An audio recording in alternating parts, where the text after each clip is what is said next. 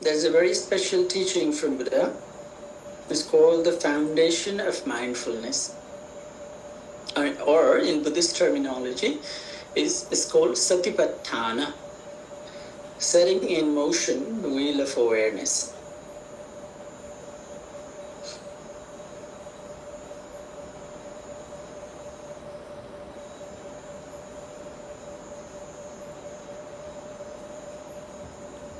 For realization to occur, for someone to gain a true spiritual clarity and realization, our body, mind, our consciousness, and our sense faculties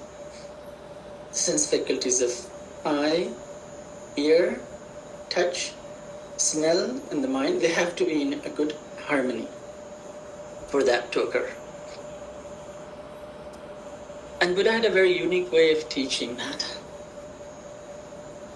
He says that it's rather a process, setting up this process of realization, process of grounding, that bit by bit it propels it. It nurtures our latent spiritual potentials in our mind, brings them on the surface, and induces moments of awareness. So this was a very profound teaching. Normally when we meditate, when you say we are doing meditation, there are two parts of meditation. For now, we like to encourage people using breath as a tool for meditation. When we meditate on the breath, there are two aspects here. One is the ability to learn to pay guided attention, developing one-pointedness, developing concentration. As we talked before, the mind has the tendency to jump from one object to the next, and to bring it and stay on one object for longer. This part of training is called training in attention, training on guided attention, that being able to tame the mind to stay on one thought without jumping away. And in nickname, we call it training our own monkey mind. In Sanskrit language, there's a beautiful terminology for normal human beings. We are called Vanara. Literally, Vanara means monkey. Nara means man, but Vanara means the wild man, the jungle man. And you might see some posters that they have Hindu gods, Lord Rama, and he always has a monkey god, Hanumanji. Actual name of Hanumanji, they call it, is Vanara. He's a Vanara. And people think he's a monkey, they paint him because they forgot their own language. They don't go so deep in the language. Hanumanji means everybody, us. And Rama represents the divine consciousness, the purified state, enlightened state of mind. And he resides in our heart. That's the symbolism. So Vanara, in his heart, is Rama. What that means is he is Nara, is a potential to become a man, a human being. But he can't stay focused, his monkey mind, right? And that's the state we are at.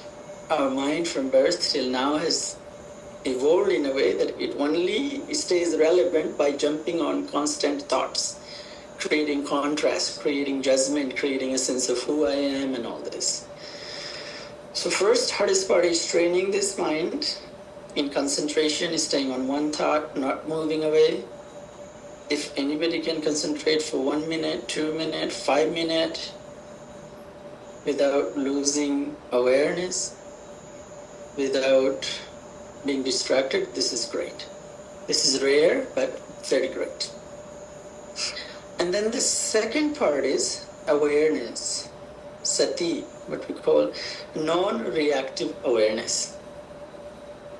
So concentration and awareness. So concentration is the being on the object with clear presence and observing it, sati, not reacting, not judging. This is the process. I would encourage you, if you can find a little bit of free time or something during the week, I would like you to look into it possible, to read a little bit on Satipatthana, the foundations of mindfulness, teaching from Buddha. There is a sutta, if somebody is inclined, called Satipatthana Sutta. Bodhima, hopefully I will request her to share an email or something. It's a wonderful read. Buddha says that to mature our awareness, mindfulness, there are 4 stages, 4 ways we can strengthen, we can develop our mindfulness.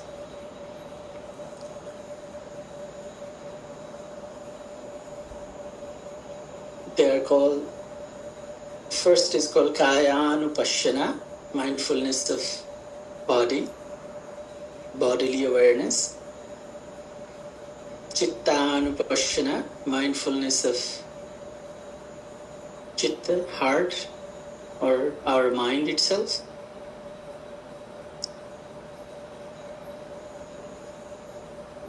Vedananupashyana,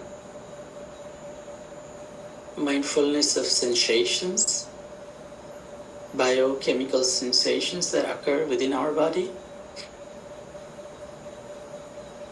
And then last one, Dhammanupashyana, awareness of different states of mind, awareness of change in our mind, our moods, our qualities of mind, and environment around us. But it says that if one can train awareness, one's awareness in these 4 faculties, 4 ways, awareness of the body, the sensations in the body, awareness of the mind, and awareness of the Dhamma, the nature of change in the mind, different moods, different states of mind, that slowly one's awareness will grow so bold that it will purify the whole process, this entangled web of emotions, likes, dislikes, the weight of our mental karma of the past, the subconsciousness. It will filter it out, it would clarify it. And Buddha was so confident. This is a strange thing I have found in reading entire Tipitaka Buddha. Here he uses Esha Maggu Vishuddhiya as a bold declaration from Buddha that this is the path of purification. So there is no other way to purify consciousness than this. This is the way to purify the mind. So you see, Buddha places a very high faith in this.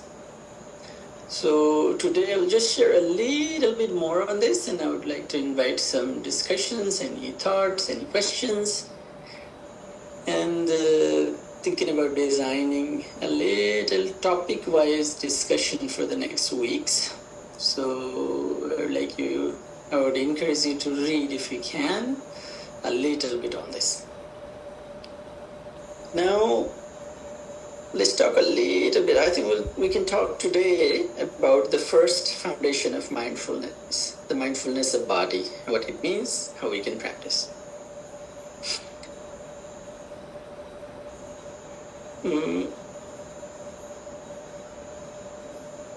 The Anapanasati meditation that Guru Bodhi just taught us,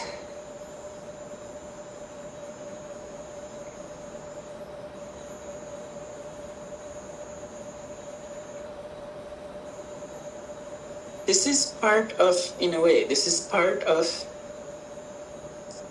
Kayanupashyana, observing of our body.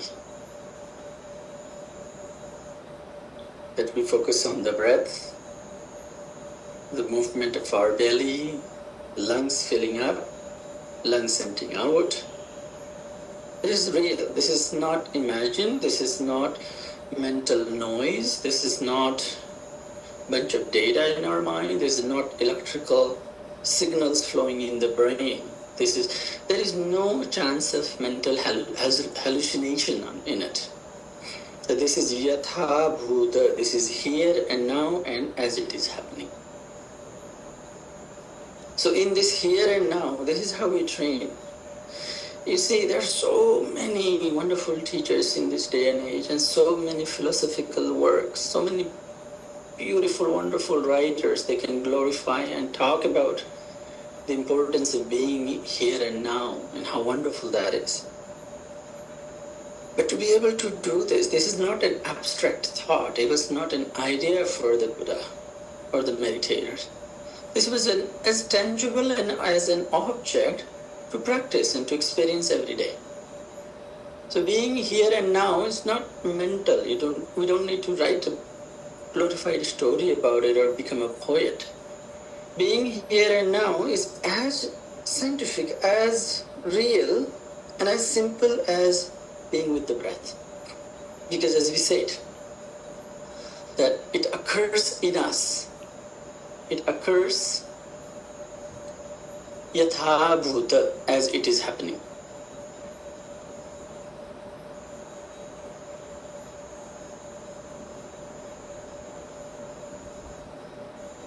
Buddha encourages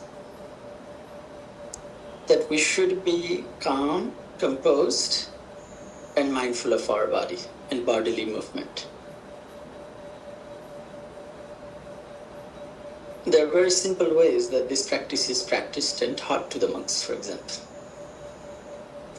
We have a kind of meditation, you might have heard some of you, it's called walking meditation. Monks do, as much as you're supposed to sit and practice, you have to do more walking meditation. And it's very simple. When you're walking, you have to go down to the basics. Lifting your right foot, you have to be mindful. You say, okay, mentally recognize, be present, say, oh, this is my right foot, I'm moving.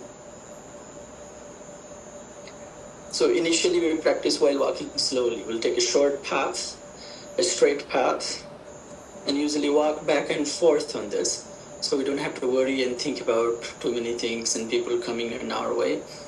And just being totally present with each step of movement, of walk. And you see how you lift the right foot, how you put it on the ground, what happens when the foot is being put there. You will know, you will see that the foot somehow knows that it's about to touch the ground. It adjusts and balances the tension on the muscles accordingly. And when it touches the ground, it senses what the ground is like. Is it solid? Is it coarse? Is there a nail on it? Before releasing all the pressure. So there are so many micro movements in each walk. And it's such a process. So awareness of body in walking meditation is as simple as just lifting the foot, being mindful that I'm lifting this foot, I'm touching it, I'm putting it here, I'm lifting the left foot now, right foot, one foot after another. Just being mindful of our walk. If you go for a walk in a park or something, you can try and practice it for short walks. Just being mindful of how walk occurs. Doing it very consciously. We can start being aware of our posture sometime. You see, whenever we begin meditation, we always say, be in a comfortable position. Try and keep your spine erect. Release the tension in our shoulders. We can start slowly being mindful during the day also. What is our posture like? If we have to do something stressful, you realize our posture changes. We become very tense. We store all these responses in our body. And if we go deeper, you'll realize every little thing, every trauma, every anxiety, everything is stored first in the body. Because this body has to deal with it. This body is designed in a way to save you, care for you, and support you. So all the fear, even if you have to run away from something, this body is the first one to run away. Your mind is not going to run on its own. So everything is stored in the body. But we don't get to our body to see what happens. So just we can start being mindful of our bodily postures, bodily movements. Slowly be mindful of tensions. This is another way of practicing kaya anupashana, or awareness of mindfulness of the body. Any sitting down, lying down, going to bed, can take a minute or two. Just be mindful. Do a body scan from the tip of the toes to the head, to the shoulders. Major organs. You can go to major organs first, and you can scan it. Buddhist monks, in the early days, were taught to scan 32 parts of our body. And you laugh at it. If you read it in the sutta, you laugh at it. It's so clinical in a way. Okay, the eyes, there are 2 eyeballs. So you have to be mindful when you think of them. You have to think of the eyeballs and you feel what the eyeballs feel like under the lid.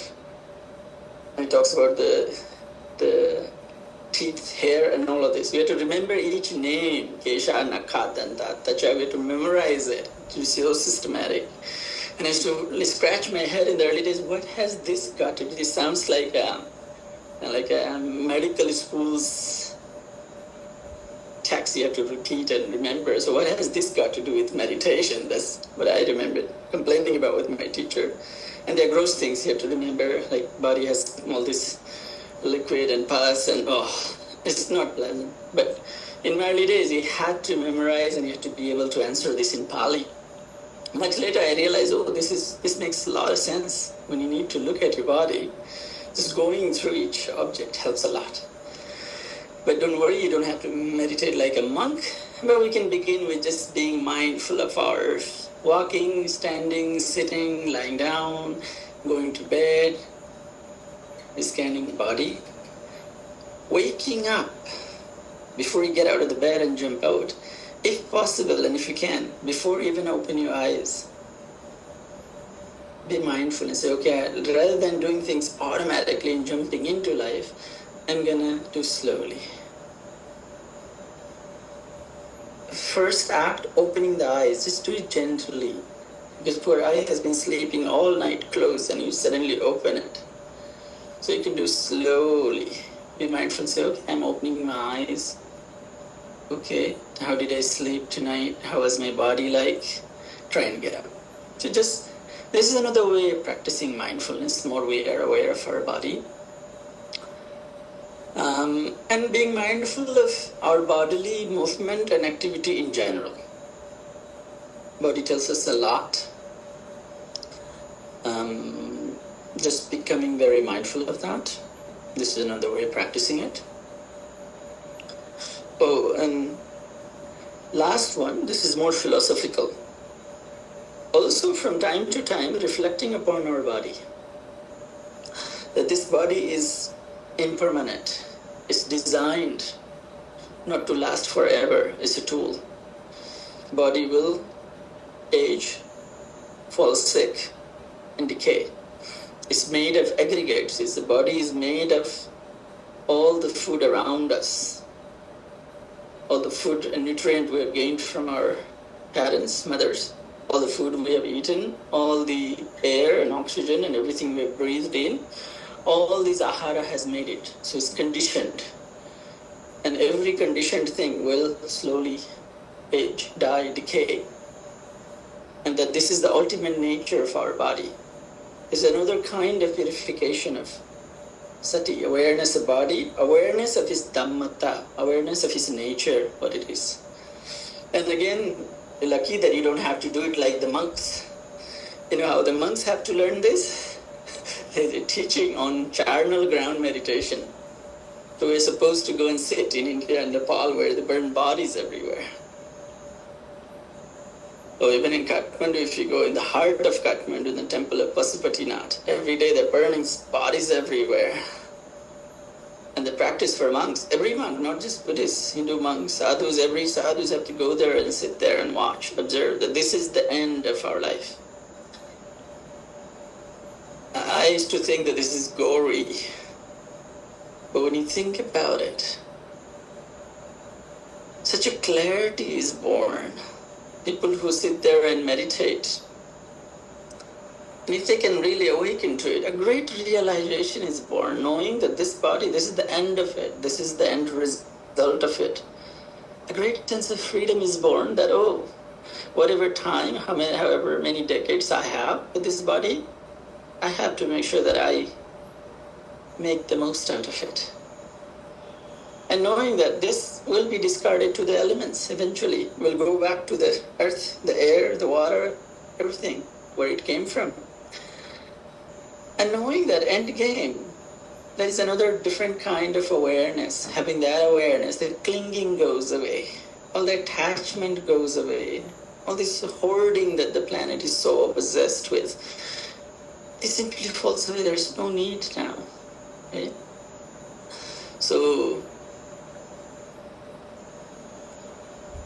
this is a little bit morbid, I realize that, but sometimes just reflecting a little bit that this truth of life is, this body is not me, this is not permanent, this is not forever, it's made of food, air, environment, nutrient, conditioned reality, and it will fall away.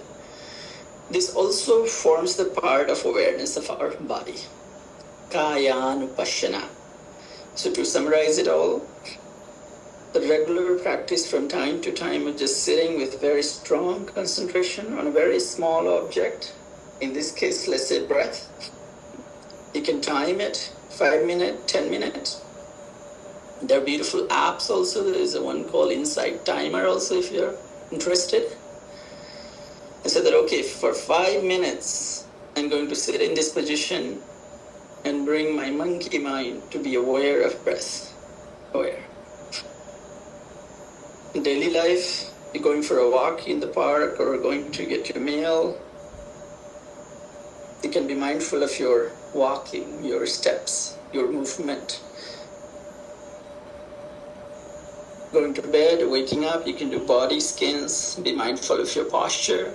And if you can correlate any difficult emotions come, anxiety comes, just go to the body and sense it. Another last thing I would share,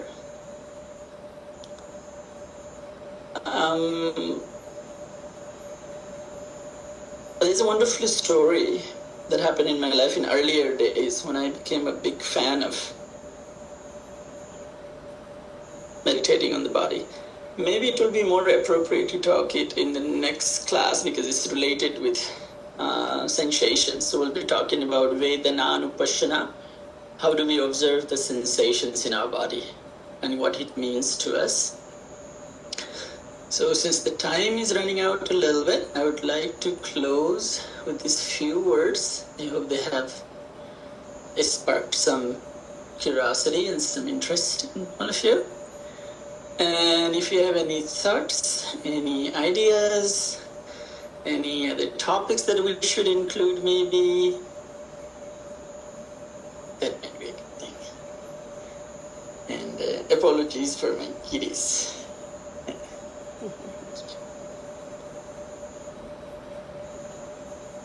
Ready, Matt? Thank you, Bente. Yeah, I think the topics that you're planning on so far are good and useful and helpful. And I think also I'll be incorporating a bit more loving kindness, so we'll maybe do a split, like half mindfulness of breath, half metta. Some days might be a bit more lengthy concentration and mindfulness of the breath, and other days might be longer metta. We'll see how it goes. But every once in a while it's good to focus on our loving kindness meditation again. Remember that one.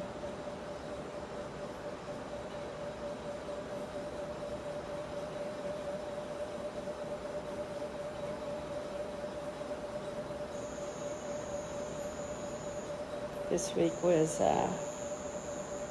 especially a reminder just because of the natural disasters that occurred in the last few days. Burma, and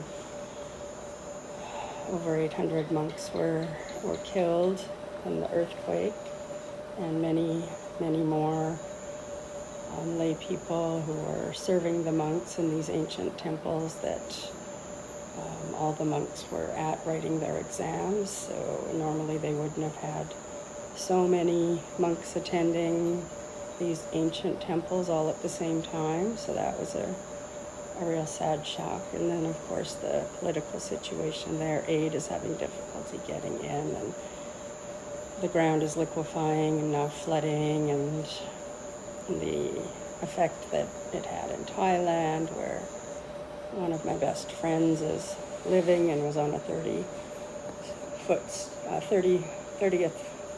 floor of her office building when it happened, and her home is ruined, and she can't come back to Canada as planned. And yeah, just a few things to reawaken the loving kindness this past week, and then more earthquakes and floods in other places, and the political situation.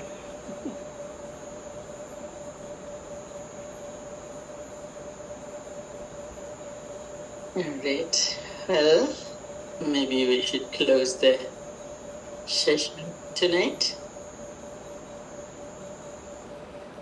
All right. Well, thank you. I look forward to seeing everybody in person again soon.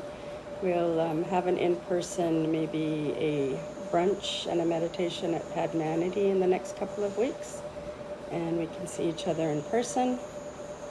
And I'll see you from Edmonton on Zoom next week.